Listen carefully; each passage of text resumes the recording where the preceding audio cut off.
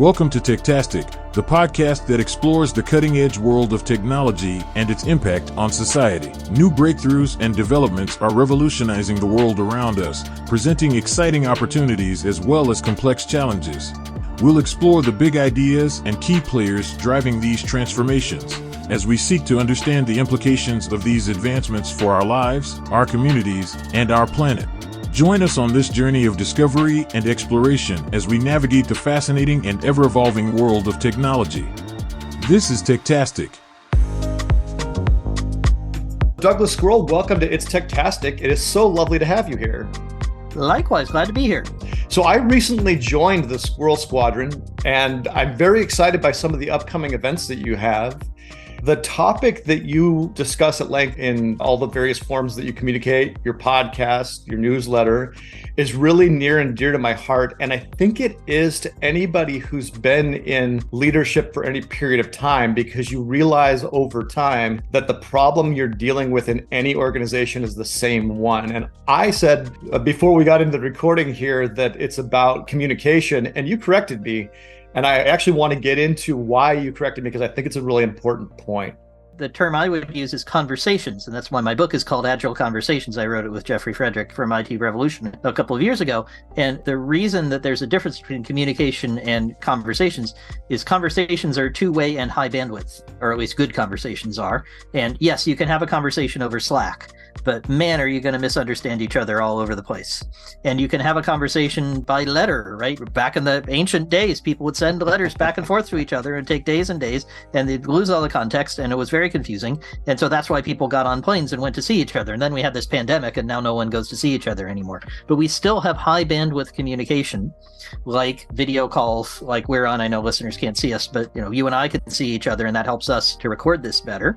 And even more importantly, if you're going to have a difficult conversation with one of your staff about a missed delivery or poor performance or how to promote the right person, any of those difficult conversations, they're going to be 1,000 times better if they're in person in some sense. In other words, high bandwidth, loads of feedback, immediate responses. And that high bandwidth part's really critical. As you were saying, I was like, oh yeah, there's a reason that we are on video with each other, because I can see what you're smiling or you're not. I can see how you're holding your body, all those types of things, and better understand how the message is being received. The thing in my head is being transcribed into yours. That's a key part. But I want to touch on what you said there about conversations versus communication, because one of the things that I keep going on and on about with my own teams is clarity. And when I hear silence in a room, when a bunch of people are all nodding their heads and saying, yeah, we're going to do X, Y, or Z, that's when you worry. Yes. Every time that there's radical consent, everybody's agreeing, I start asking every question I can come up with, because I'm worried. Like, okay, you all agree that we're going to deliver this by that date. Define for me done. When you say you're going to be done with it, what do you mean? Is the first question I'm always going to ask. And almost immediately, you hear 4 different versions of that. Mm-hmm. And so when I hear conversation, I feel like it's the response to the thing that I notice all the time and have tried to come up with a way of describing. So I liked the idea of the high bandwidth conversation being critical to that, because that's so true. Our brains are like little universes where we've got our worldview and our motivations. And the hardest thing is to take somebody else's perspective to the detail, to the definition of done or what, pick a word, and put it into our own, and vice versa, to get my view into yours. And I'd actually disagree with you. I don't think we're good at that at all. I think human beings are very good at projecting their own views to someone else and to understanding to the best of their ability what they would do in the same situation. But we're terrible, and sort of evolutionarily, it's good that we're terrible at understanding someone's really different thinking.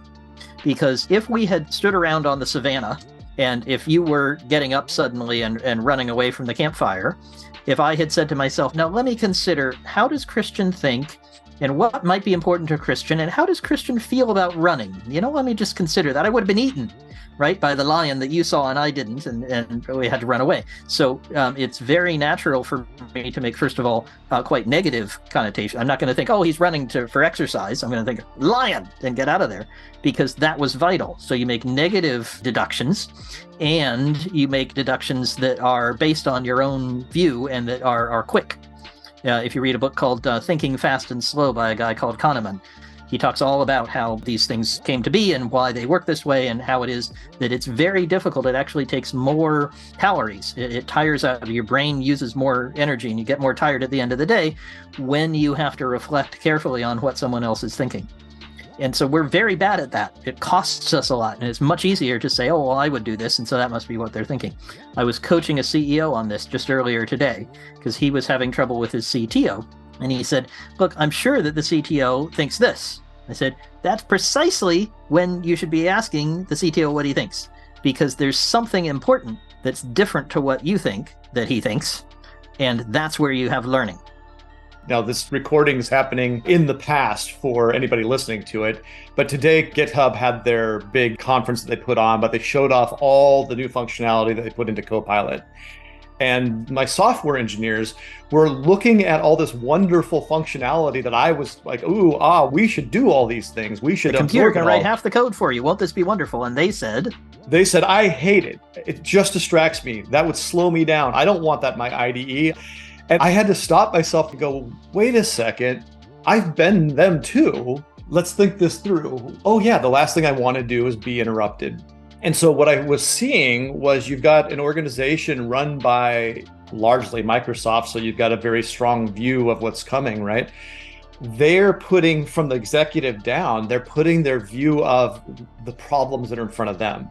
And for me, I can think about that too. I can say, okay, the things I worry about are, I like getting my hands dirty. I want to be in the code, but I do it so infrequently that every time I do it, I spend most of my time bugging the team, and now I don't have to, because look at the set of tools that are going to solve that for me. Sure. But it doesn't necessarily help them. Yes. And that's where it's hard for you to put yourself in their shoes. This is what I was telling the CEO as well. You don't have to necessarily agree with them. So it could be that after they use these tools for a few weeks, they wouldn't find them distracting anymore, kind of like refactoring tools and the other cool things that we have in integrated development environments that help us write code. Maybe we're distracting at first, but we get used to them.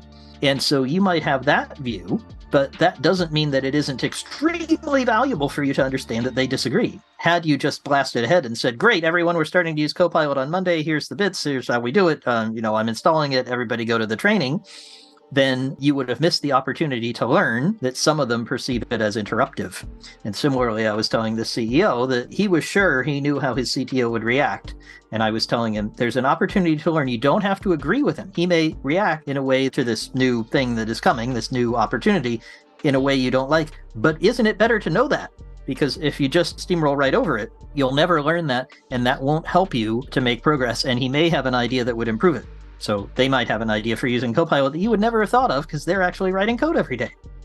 So when you're coaching a first-time executive, especially in technology, you've talked about some of the black and white thinking. You've talked about trying to put yourself into a different role. For me, I always felt the first step into leadership was the hardest for a technologist, because maybe it was the black and white piece, but it's also the expertise piece. You went from being an expert at something to a complete novice at leadership. So your default— And nobody tells you that you did. That. And your default is to always go back to where you were an expert, which is the biggest mistake you can make. Mm-hmm. And that includes when you make errors. And this is one of the most difficult ones. There's a fantastic article, and I think it's by Horowitz. I might get that wrong. And I think it's called The Psychology of Being a CEO. And I'll get tiny bits of that wrong, but we can find it in the show notes, I'm sure. And it's wonderful for everybody who moves into executive leadership, because he explains that for a very long time, you've been getting straight A's. You've been getting 100% on all your exams. Everything's been perfect because everyone has pushed you along and they've said, you're doing wonderful, you're doing great, because you are. And then you get to be an executive and you find out that there's all these things you're going to screw up, and that's part of the job.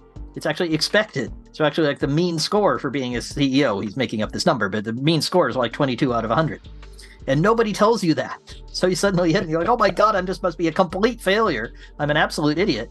And it's not until you meet some others who then tell you, actually, we screw up all the time too. The point is you need to screw up and recover from it. And so a lot of what I'm doing in coaching new executives of any kind, I coach salespeople and CEOs and lots of other people as well as CTOs. Any of those folks who are new to that role need to spend an awful lot of time getting feedback, a lot of it negative feedback, which is uncomfortable and not fun, and has a lot of difficult conversations, rather than doing what's comfortable, which is going back to what they were doing, which is selling or writing code or whatever it is. It requires a lot of courage to do that. I have tremendous respect for people who achieve that, and a lot of understanding and empathy with people who say, this isn't for me. And it's not for most people. It shouldn't be. I mean, if it was, we'd have a stratification of any organization would be imbalanced in a way you don't want. Mm-hmm. I think that the principal reason people want promotion is not ego. It's not because they want to be on top of an organization. Most people don't really have that same desire. It's that corporations often don't give you another path to growth. And so they look at management and go, that's the route I want to go because that's my only real option. And an organization needs to structure itself so that's not true. You want your highest performing technical experts or, whatever they are, if they're subject matter expert, you want them doing that. That's their most valuable role. But they screw up in the way they set it up. Yeah, strangely, banks get this right because they don't want traders doing anything but trading. They just want them on the screens all day, pounding away, making trades, making a penny here and a penny there, but multiplied by billions. So they give them huge rewards for doing exactly that, and they never let them off the floor. I've seen it work well in some technology organizations where they have almost unlimited promotions. They create roles when people get to a certain level. They're like, well, you were a principal engineer. Let's make you a senior principal engineer, or they start inventing titles. Principal, yeah, something like principal squared. Yep, that's the way to go, but far too few people do it. It doesn't fit nicely into, an HR system's view of levels and creating an equitable playing field for everybody because it starts to create like these exceptions, and they don't like exceptions. But I actually think your organization, you want those exceptional people. You want the ones that stand out. They're the most valuable people you have. And too often the organizations drive them away. So when you're building a new organization, thinking that through, like I created a new company and it's full of exceptional people. They were all the standouts at the companies they worked at before. And they were drawn to what we're doing because we're solving something they hated about their careers up to this point, right? So it's a wonderful opportunity for that. But my whole view was, well, let's gather the exceptional. Let's create an environment where they can slay the dragons they've always wanted to. The things they hated about their career up to this point. Let's go solve those.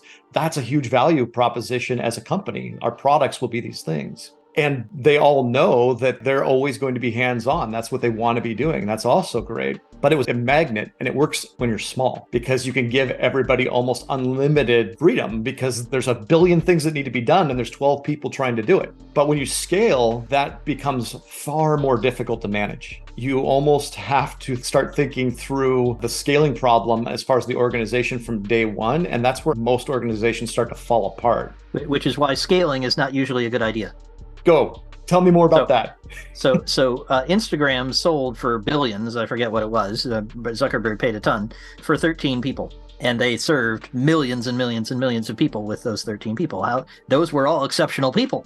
You don't have to have met any of them to know they must be if they're building something that valuable with that many users. They didn't spend a lot of time worrying about which one was the senior principal engineer of principal engineership, right? They were worried about getting a lot more people to look at a lot more pictures. Now, this is the hard road. This is not the easy road. But I see over and over and over again that organizations take the easy road and they say, well, we need more bodies because we need to do more of what we're already doing. And if we just turn the crank, we'll get more. And so let's get some nice young folks from university straight out and give them more jobs to do and they can turn the crank and that'll be great. And the problem is then they have all the management challenges. So I think that your listeners might want to consider how they could follow more of an Instagram path. Now, that's a harder path because you have to pay more for very senior, very experienced people. You bet none of those people that was not their first rodeo. That was not the first time they tried building Instagram. They'd built it many times before, and so they were able to do it very quickly and with very high leverage, right? So what you want, if you want to follow this path, is to keep the lid as much as you can on your growth. So you're not scaling the organization, but you're certainly scaling your revenue and your users and whatever else it is, your key metrics. And that's horribly difficult. That's a harder road. It's funny. I do think about scaling from the beginning, but I do put a cap on it. I try to limit it and always ask the question first, is there something we can do so that we don't need to hire that person? Is there a system we can implement? Is there a process we can do? Whatever it is. And if the answer is no, we have to hire a person, that's the justification for it. But I always want to try everything else first. Because what do we do as technologists? What is technology actually doing?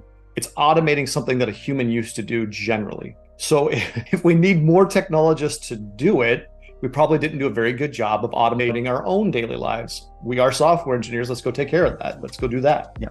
Well, Douglas, we've only got a couple of minutes left. Anything you want to leave the audience with?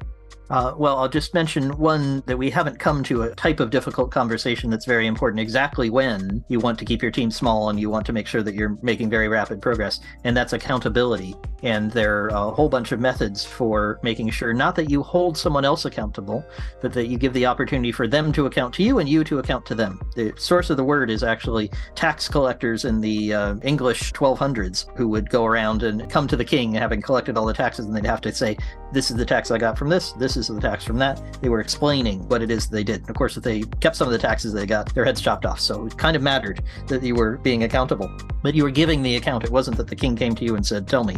It was that you had to go to the king and say, here's what I've done. Similarly, you need people and you need the culture in your team where there's frequent and clear communication and conversations about what is it we were planning to do? What difficulties are we having? Where are we on the plan that we're working toward? And if you can set those up, there's a technique called briefing and back briefing that's very good for this. If you can set those up well, then your life as an executive is a lot simpler. And that's what I coach a lot of people on. So if you're interested in hearing more about all that kind of stuff, have a look at squirrelsquadron.com. That's my community of tech and non-tech executives together. I don't know of any other community like that. There's lots of communities for each individual function, but where do you get CTOs rubbing shoulders with COOs, with heads of product, with chief marketing officers? That's what happens in my community. I hold free events, I have podcasts, I have loads of material and things that I do, which I'd love listeners to check out over at squirrelsquadron.com. And as I said at the preamble, I just recently joined and I'm already seeing a lot of very valuable content in there. So definitely head on over to squirrelsquadron.com. Glad to have you. Thanks. Douglas, thank you so much for joining the podcast. It was lovely to have you. Likewise. And that's a wrap for this episode of Techtastic. I want to thank you personally for joining us, and we'll see you next time. Until then, keep exploring and stay curious.